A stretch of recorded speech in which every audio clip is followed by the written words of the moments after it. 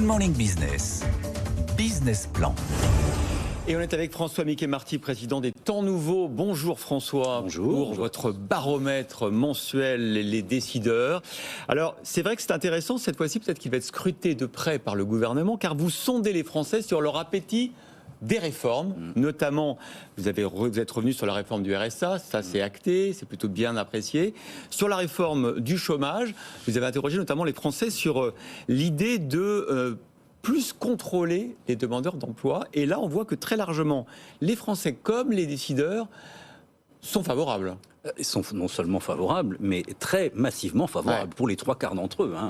77% des Français, 76% des décideurs. Alors, en soi, c'est déjà assez rare pour être souligné dans un pays qui est souvent fracturé, divisé, etc. Et puis, en regard de réformes qui souvent sont impopulaires, notamment sur les questions économiques et sociales, c'est très frappant. Mais sur l'indemnisation, parce que vous avez vu que la piste du gouvernement, c'est quand même de réduire la durée d'indemnisation, de passer par exemple de 18 mois à 12 mois. Est-ce que ça, vous pensez qu'il y aurait le même unanimisme ? Écoutez, alors, il y aurait probablement un soutien. Parce qu'au fond, ce qui a émergé et qui est très frappant, c'est l'idée, ce qui a émergé ces dernières années et qu'on voit aujourd'hui comme en apothéose, c'est l'idée de la responsabilité des demandeurs d'emploi. Voilà. Au fond, aujourd'hui, la majorité de gens considèrent que si on est au chômage, on a une part de responsabilité directe dans tout ça. C'est une inversion majeure par rapport à ce que l'on avait vu à la fin du XXe siècle.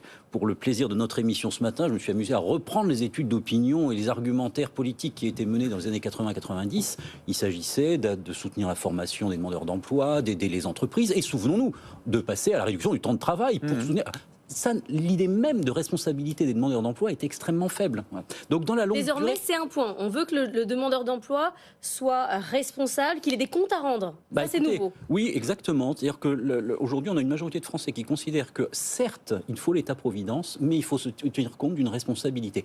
Dans la longue durée, c'est passionnant. C'est-à-dire vous aviez, pour faire très court, parce que je crois que nous en parlons toute la journée, au 19e siècle, la pauvreté est une pauvreté en soi, qui n'était pas tributaire du marché du travail.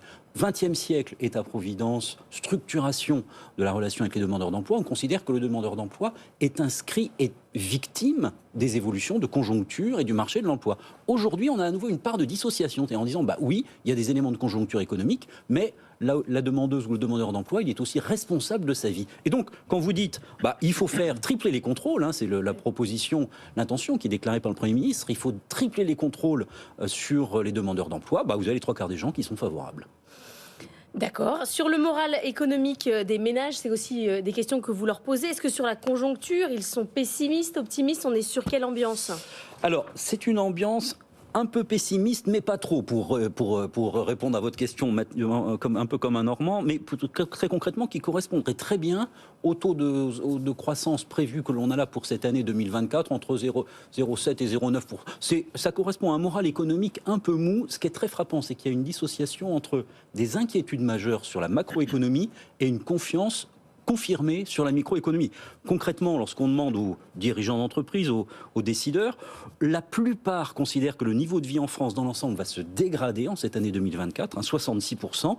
Et concernant la situation de l'emploi, 57% considèrent que la situation de l'emploi va se dégrader aussi. Donc en macroéconomie, on est inquiet, mais son entreprise en général à soi-même va plutôt bien. On estime qu'on va tenir le coup et donc c'est la microéconomie qui tient le global. En revanche, chez les Français, il y a toujours ce sentiment de précarisation. On voit que ça augmente. Il y a quand même un Français sur 2 qui se considèrent concernés par la smicardisation. C'est énorme. Alors c'est énorme.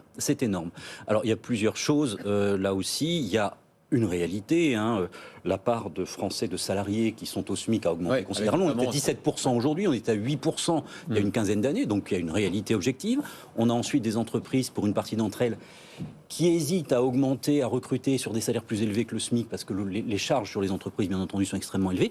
Et puis au-delà de tout ça, qui sont des réalités économiques, il y a des imaginaires de déclassement, d'inquiétude sur l'avenir. On a aujourd'hui en effet une majorité de Français qui sont inquiets sur l'avenir et au fond qui ont peur que dans les années qui viennent, leur situation économique et sociale personnelle continue à se détériorer.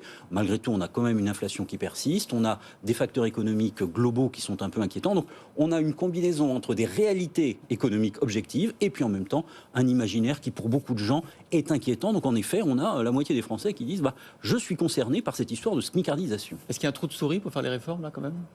Il y a des trous de souris, ceux qui sont envisagés par l'exécutif ont du sens, pour autant qu'ils soient soutenables financièrement. totalement irréalisable financièrement. En effet, le premier, c'est la baisse des charges sur les entreprises, parce que quand on voit les niveaux des charges sur les entreprises, c'est quelque chose qui est quand même sidérant, mais on n'y est pas. Là, Et le deuxième piste qui est envisagée par le gouvernement consisterait à réduire la fiscalité sur les bas salaires. Bon, mais il faut aussi trouver des marges de manœuvre financières.